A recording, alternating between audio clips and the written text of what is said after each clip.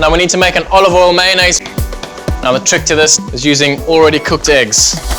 All we're going to do is emulsify some olive oil into that. A little bit of salt.